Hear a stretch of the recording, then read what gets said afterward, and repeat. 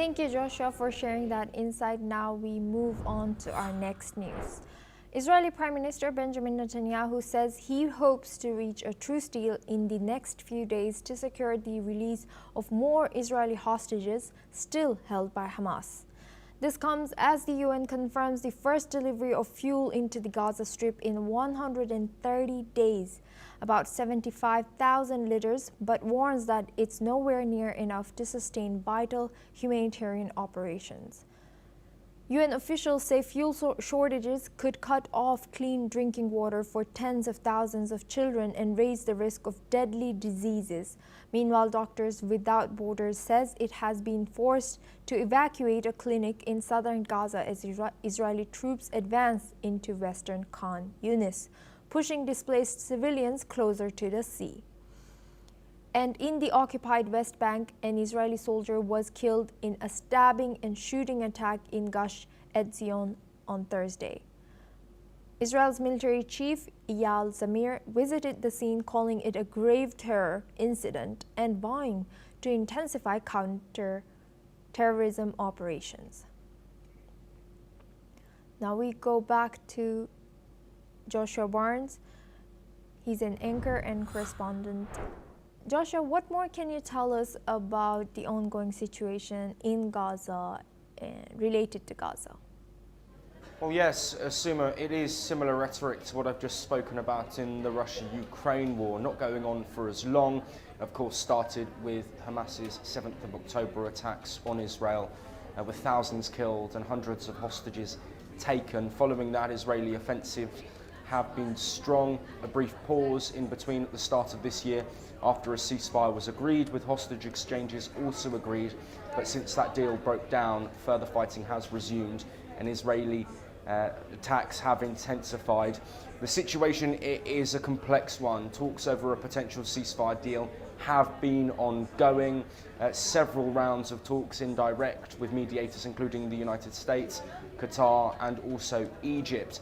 It seems like there was some more optimism at the start of this week. Benjamin Netanyahu, Israeli Prime Minister in the United States, of course the situation in Gaza, the hostages and the ongoing war and civilian issues are key points of contention and a key talking point.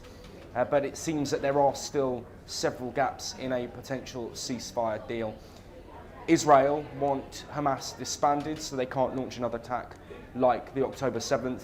They want to make sure that Hamas are also disarmed, and then the return of all hostages, around 50 dead and alive, still being held by the group in Gaza. On the flip side, Hamas want a direct end to the war and a complete withdrawal of Israeli troops. Both sides are very strong on these points, and finding a middle ground has been difficult. There have been glimmers of hope. Hamas have spoken about agreeing to a partial hostage release, with 10 being released in that initial stage in exchange for Palestinian prisoners being held in Israel. But again, the rhetoric we've heard from Benjamin Netanyahu, very similar, some optimism, some hope, but we know on the ground in Doha and in these meetings we've heard from several officials, there are still gaps that need to be bridged. And Joshua, can you tell us more about the Doctors Without Borders, that they have said that they have been asked to evacuate? Assuming this situation is highlighting the humanitarian crises that many organisations are reporting within the Gaza enclave. Journalism access is very limited, but NGOs and charities are working within the region. Now, these evacuation orders we have seen consistently. This is Israel basically saying that civilians and groups need to leave certain areas before strikes are carried out. Israel say this is targeting Hamas, who are still operating within the country, but of course the impact on people that are ill, that have been injured in these strikes, also impact on stuff like aid, a huge point of contention, and it has seen a wider global condemnation than other issues. The question around aid, medical care, with hospitals also out of action. The situation on the ground, according to many charities, is extremely difficult. Though aid has resumed in some capacity, there are still reports of killings around aid centres from Israel. on civilians. Also reports as well of limited aid getting in. But this, of course, is a point of contention that Israel disagree with. They say that a lot of aid is moving into the country now, and the way that it is being brought in it is done by a US-backed group called the Gaza Humanitarian Foundation, and this is to try and stop the aid getting into the hands of Hamas, which Israel do not want.